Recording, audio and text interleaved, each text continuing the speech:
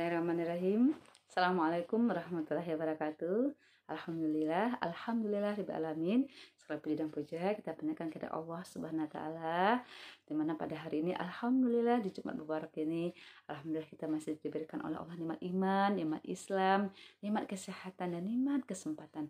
Serta salat beriring salam semoga tercurah pada junjungan kita Nabi besar Muhammad sallallahu alaihi wasallam. Alhamdulillah kita bertemu kembali dalam kajian Islam secara online yang diselenggarakan oleh Yayasan Bunian Jakarta. Dan hari ini alhamdulillah hari Jumat Mubarak ya.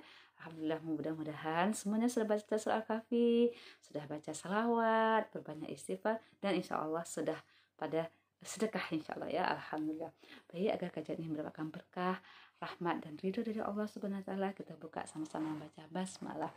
Bismillahirrahmanirrahim.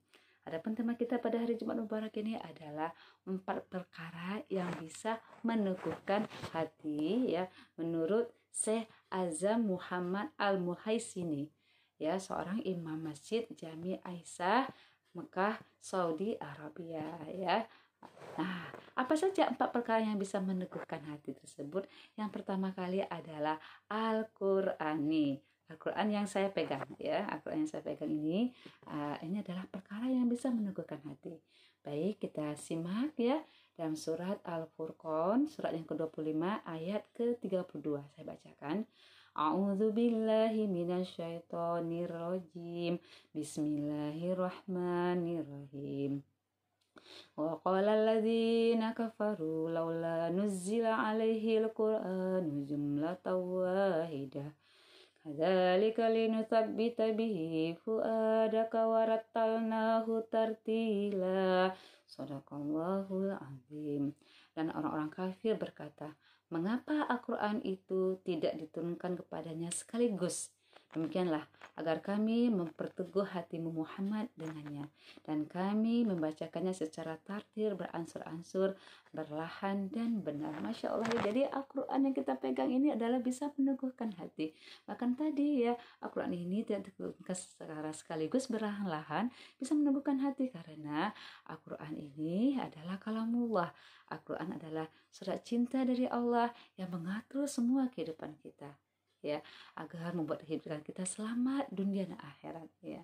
Nah, kalau kita lihat ya, dengan Al-Quran ini meneguhkan hati kita. Bagaimana Al-Quran itu bisa meneguhkan hati kita? Bersahabatlah dengan Al-Quran, berakrab-akrablah dengan Al-Quran, janganlah bosan dekat dengan Al-Quran ya.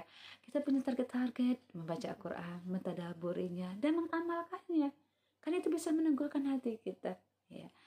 Nah, juga Al-Quran kan sifat ya, obat bagi kita ya.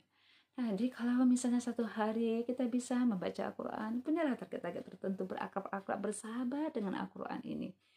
Kalau kita bisa 1 jam, bahkan lebih dari 2 jam, kadang bisa memegang gadget kita, bahkan kita mau tidur pegang gadget ya, bangun tidur dicari gadget ya, kita bisa 1 juz baca Al-Quran ini, bisa meneguhkan hati kita, kita berakrab, bersahabat dengan Al-Quran ya.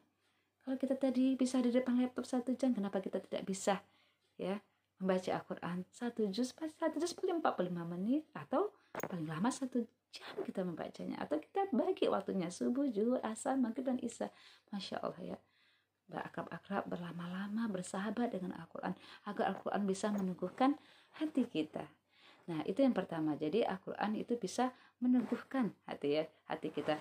Yang kedua yang bisa meneguhkan hati kita adalah membaca kisah-kisah daripada para nabi ya. Nah, kisah-kisah para nabi itu juga ada dalam Al-Quran. Jadi kita bisa baca kisah-kisah para nabi ya. Nah, itu ada juga dalam Al-Quran surat Hud 120 ya. Saya bacakan saja artinya ya. Jadi nanti bisa dicek dalam surat Hud 120 ya. Dan semua kisah dari rasul-rasul kami ceritakan kepadamu, dan semua kisah dari rasul-rasul kami ya ceritakan kepadamu ialah kisah-kisah yang dengannya kami teguhkan hatimu. Jadi membaca kisah-kisah para nabi dalam surat Hud ayat 120 itu bisa meneguhkan hati kita ya. Nah, jadi kenapa? Banyak sekali ya Allah menurunkan 25 nabi dan rasul dari manusia untuk kalangan manusia. Jadi kita manusia ya bisa mencontoh profil-profil para nabi dan rasul karena Allah menciptakannya dari manusia, sehingga apapun ya keadaan kita, permasalahan kita, kehidupan kita, ada contoh-contohnya di dalam kisah-kisah para nabi dan rasul. Kita bisa lihat bagaimana kesabaran Nabi Ayub, ya. Kita bisa melihat bagaimana ya cara pemimpinan Nabi Ibrahim dalam mendidik anak-anaknya, ya. Karena bahkan dikatakan bapak para nabi. Kita juga bisa melihat bagaimana perjuangan Nabi Nuh dalam berdakwah, ya. Perjuangan Nabi Yunus, Nabi Zakaria, ya. Nabi Isa, Nabi Musa yang berjuang, ya. Masya Allah. Jadi semua profil kehidupan kita itu semuanya diwakili, ya. Maksudnya itu ada contoh-contohnya dalam Al-Quran. Semakin kita membaca kisah-kisah Nabi dan Rasul yang ada di Al-Quran, ya, itu bisa meneguhkan hati kita, ya. Dan dengan contoh-contoh tersebut, ya, kita akan bisa melihat pelajaran-pelajarannya. Kita bisa melihat bagaimana arahan-arahan Allah yang menurunkan Nabi dan Rasul, sebagai bagaimana kita bisa mengambil ibroh atau pelajaran dari kisah Nabi dan Rasul tersebut. Kemudian yang keempat, apalagi yang bisa meneguhkan hati kita adalah mengamalkan ilmu, ya. Mengamalkan ilmu itu bisa dicek juga nih dalam Al-Quran ini. Saya pegang lagi Al-Qurannya, dan saya bacakan aja artinya, ya. Yaitu dalam surah An-Nisa ayat 66, saya bacakan, ya. Dan sesungguhnya kalau mereka melaksanakan pelajaran yang diberikan kepada mereka, tentulah hal yang demikian itu lebih baik bagi mereka dan lebih menguatkan iman mereka. Masya Allah, ya. Surah An-Nisa ayat 66. Jadi sebenarnya banyak pelajaran-pelajaran ilmu-ilmu yang telah kita peroleh, ya. Makanya jangan lupa, ya, namanya kita mempelajari ilmu agama ini wajib, ya. Ilmu agama ini adalah fardu ain. Ya kan, ilmu yang lain adalah fardu kifayah. Bukan berarti kita meremehkan ilmu yang lain, tetapi ilmu agama, belajar ilmu Al-Quran, belajar ilmu tauhid, belajar ilmu fikih, ya. Bagaimana ilmu-ilmu yang berhubungan cara ibadah, berhubungan dengan manusia, amalan, akhlak, ya. Itu semuanya kita pelajari, ya, dalam ilmu-ilmu agama, dan sifatnya adalah wajib. Dan setelah itu setelah dipelajari, diamalkan. Jangan kita sudah banyak ilmunya tapi tidak diamalkan. Hal yang sederhana saja, misalnya kita paham, udah tahu ilmunya, keutamaan puasa Senin dan Kamis, tapi kadang-kadang sekedar ilmu, jarang kita melaksanakan puasa Senin dan Kamis. Tapi saya yakin kalau penonton semua sering melaksanakan puasa Senin dan Kamis, ya, puasa Ayyamul Bidnya. Bahkan Masya Allah, ya, murid saya sendiri ada yang puasa Daud. Saya kadang suka malu dengan murid saya itu, ya. Beliau kadang puasa Daud, ya, Masya Allah. Jadi karena tahu ilmunya dan tahu keutamaannya. Ada lagi, ya, ada lagi kadang-kadang, ya, kita tahu keutamaan sholat tahajud, ya, bangun di seperempat malam terakhir, sepertiga malam terakhir, ya, bangun sepertiga malam terakhir, kita tahu keutamaannya.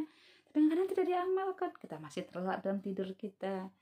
Kita tahu bagaimana keutamaan sedekah, kita ketahui bagaimana ilmu amal ma'ruf nahi mungkar, bagaimana kita bisa menasihati, mengajarkan seseorang dengan nasihat dan kebaikan yang kita ajarkan itu juga dilakukan, itu akan mengalir pahalanya buat kita. Jadi kalau orang yang mengamalkan ilmunya, Masya Allah, ya, itu akan bisa meneguhkan hatinya.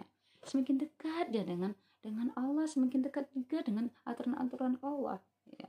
Nah, dengan dia mengamalkan ilmunya, jadi ilmu tidak hanya sekedar teoritis. Banyak orang yang kadang berilmu, ya, tetapi dia tidak mengamalkan ilmunya. Ilmu itu harus menjadi kemaslahatan umat, bermanfaat, ada keberkahan demi keberkahan, berlapis-lapis keberkahan ilmu yang didapat, ya. Walaupun kita tahunya ilmunya Al-Fatihah, ajarkan Al-Fatihah. Apalagi kalau misalnya ilmu kita lebih banyak daripada ilmu yang tadi hanya sekedar membaca Al-Fatihah, tapi, ya, kita amalkan dalam kehidupan kita sehari-hari. Nah, kemudian juga ada mengamalkan ilmu, banyak hal-hal yang bisa kita lakukan, ya kan?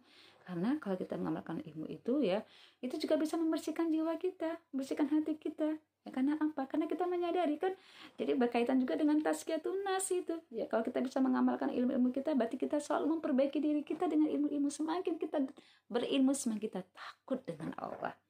Ulama-ulama berilmu, dia mengamalkan ilmunya, dan semakin takut dengan Allah. Dan yang terakhir, yang keempat adalah apa, ya, perkara yang bisa menguatkan hati kita adalah dengan berdoa, ya. Perbanyaklah doa kepada Allah Subhanahu wa taala. Berdoa agar kita senantiasa diberikan kekuatan, keistiqomahan dalam jalan Allah, keistiqomahan untuk senantiasa melakukan hal-hal yang baik. Karena istiqomah dengan hal yang baik itu banyak tantangannya. Kadang tantangan itu datangnya dari diri kita sendiri, ya. dari internal kita, mungkin ada rasa malas, ada rasa bosan, menunda-nunda. Kita berdoa pada Allah, ya Allah yang maha hadi, yang maha berberi petunjuk, ya Allah yang maha fatah, yang maha pembuka hati, agar kita diberikan petunjuk untuk senantiasa hati kita ini diluruskan untuk mengingat Allah, diluruskan untuk istiqamah pada jalan Allah dengan doa, ya. Nah, dengan doa tersebut, dengan kekuatan doa, kita minta diarahkan sama Allah. Kalau kita minta diarahkan terus hidup kita dengan Allah, tidak terluput, ya, karena hidup kita ini adalah doa semuanya. Kemana aja kita berada tuh kita harus tidak luput dengan doa. Kan doa itu bagian daripada zikir kita pada Allah. Mulai dari kita bangun tidur kembali, kita bekerja, kita belajar, semuanya ada doanya, ya. Dengan doa itu bisa, ya, itu tadi perkara yang bisa melembutkan hati kita juga, gitu kan, ya, dan dengan demikian kita bisa menjadi pribadi-pribadi yang dekat dengan Allah. Mungkin itu yang bisa saya sampaikan pada kesempatan pada pagi hari Jumat Mubarak ini. Mudah-mudahan bermanfaat, ya, 4 perkara tadi. Mudah-mudahan Allah meridhai kita. Ada salah, ada khilaf, saya minta maaf lahir batin. Catatan baca alhamdulillah. Alhamdulillah. Assalamualaikum warahmatullahi wabarakatuh.